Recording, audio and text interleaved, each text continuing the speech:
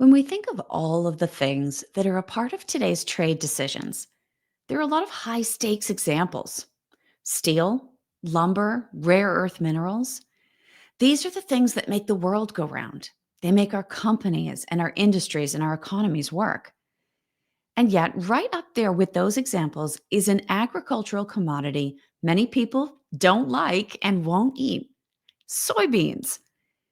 Now, I do happen to like tofu. Hopefully, you won't hold that against me. But even if you do, don't hold it against the soybean. They're a legume like beans and peas. Vegetable soybeans are farmed for direct consumption, while field soybeans are grown for their oil and meal, both of which are used to make a whole range of other products. Now, right now, soybeans are a huge focus of the trade talks between the United States and China. And there's a lot at stake between now and the end of the year, especially for US soybean farmers. So, in this week's episode of Art of Supply, I'll take you through the global soybean market and how soybean trade is being affected by tariffs and geopolitics. We'll talk about why soybean farmers are upset with the country of Argentina, and in some ways, the United States by extension, and how the United States actually took soybean production away from China in the 1950s and 1960s, sort of a reversal of what we've seen on the manufacturing front. So, the United States, Brazil, and Argentina are the world's top three soybean producers. They are the source of 80% of the world's soybeans. And China, on the other hand, is the largest buyer of soybeans in the world. All by themselves, they account for 60% of global soybean imports. And they predominantly use the crop as animal feed. Soybeans are the highest dollar agricultural and food product exported from the United States. Illinois, Iowa, Minnesota, and Indiana grow about half of the country's soybean crop, but Illinois is the largest soybean producing and exporting state. In 2024, the United States exported $24.5 billion worth of soybeans, and China bought half of those. The European Union and Mexico together bought about another $5 billion, which leaves a little over $7 billion, roughly 30%, that they exported to the rest of the world. But this year, geopolitics is getting in the way. Trump administration tariffs have led to a strong response from China, and they are playing hardball with soybeans. Between January and August of 2025, China bought 200 million bushels of soybeans from the United States. Now, if that sounds like a lot of soybeans, it actually isn't. They bought 1 billion bushels of soybeans during the same time last year. So even for that narrow window, they were down to 20% of what they had previously bought. That's sort of considered the preseason for soybeans.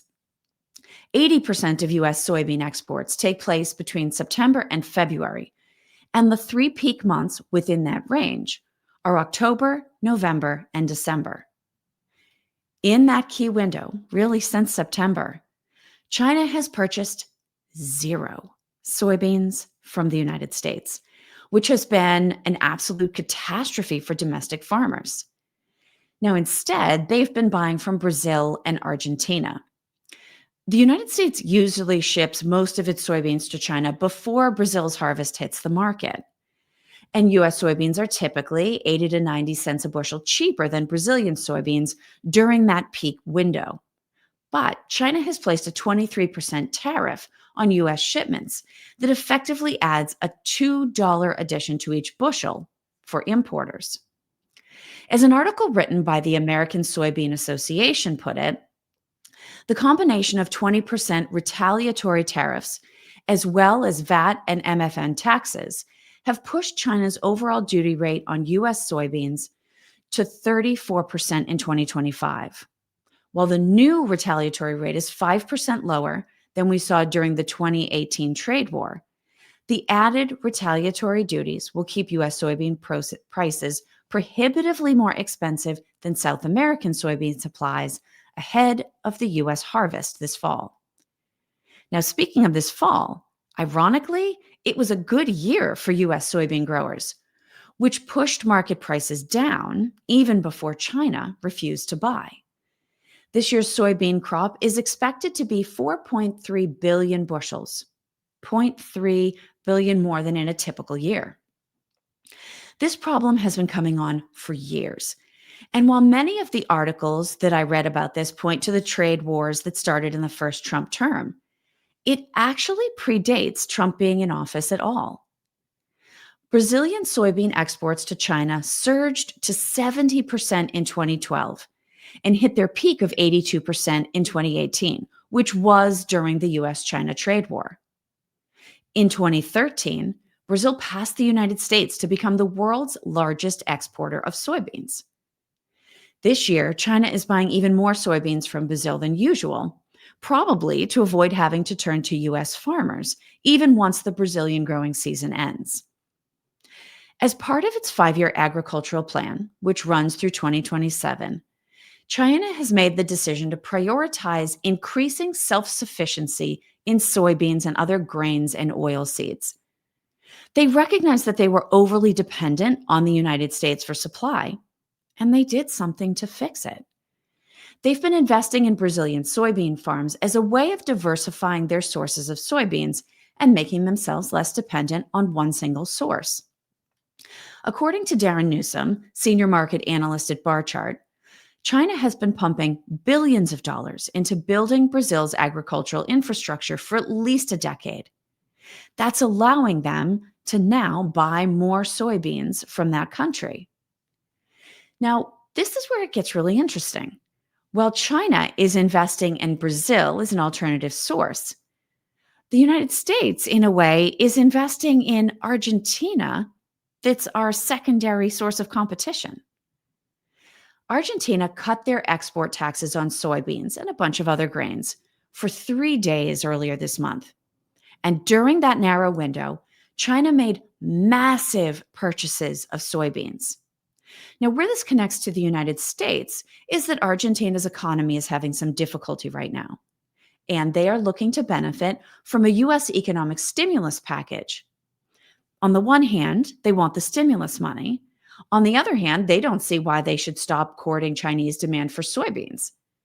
Now, while one doesn't necessarily have anything to do with the other, U.S. soybean farmers are understandably bothered by the idea that the U.S. might send as much as $20 billion to help Argentina at the exact same time that they've lost all of this soybean demand from China.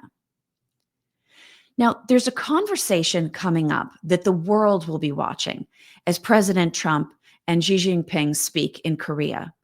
But there are still a lot of questions about what is going to happen to the farmers and this year's crops.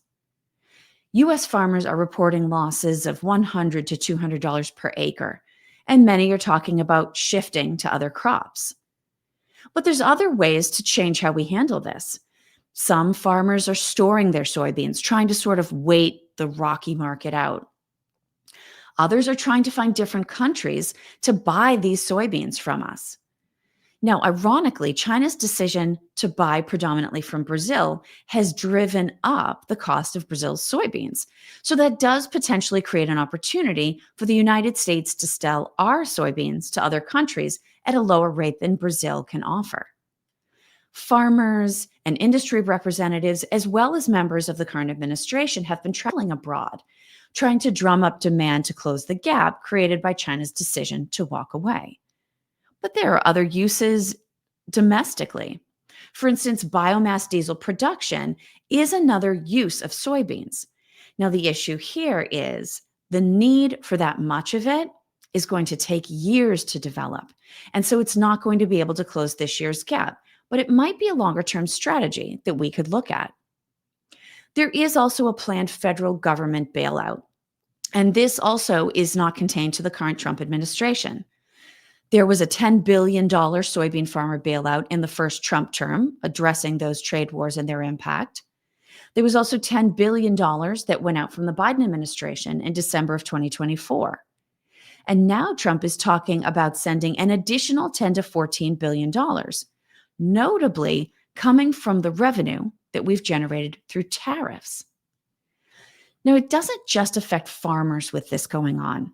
Every single player in the soybean supply chain will be hurt by this, from fertilizer companies and processors to farming equipment manufacturers to the transportation network that moves these crops across the country for export. It's expected to put pressure on trucking jobs, rail shipments, and port operations. Now, the vast majority of Midwest soybeans move by rail to the Pacific Northwest for export, but some do leave via Los Angeles and New Orleans. So it's not good to have that impact, but at least it's a little bit spread out. Now, the last strange thing about all of this is that China used to be the world's biggest producer of soybeans. They're effectively a Chinese crop. And that's so interesting because when we talk about anything else manufactured, even assembled, it's about China pulling the demand and volume from the rest of the world, where in this one case, the trend seems to have gone the other way. In my research for this episode, I found an unpublished manuscript shared by the Soy Info Center. And one chapter of that manuscript speaks specifically to this trend. It's called The History of Soybean Production and Trade in China, 1940 to 1980s. In 1933, China and Manchuria, which was an independent nation at the time, produced 87% of the world's soybeans. Chinese production plummeted in the late 1950s and 1960s as multiple waves of political and social reorganization changed the country. With industrialization in China, agricultural land allocation was shrinking, but it was somewhat compensated for by the fact that with more scientific information coming in, crop yield was increasing. After 1977, that's sort of a pivot point. China became a net importer of soybeans in every year except one. The first imported soybeans went from the United States to China in 1977, and that worked well for 2 years. But in 1979, things started to get difficult diplomatically, just like we're seeing today.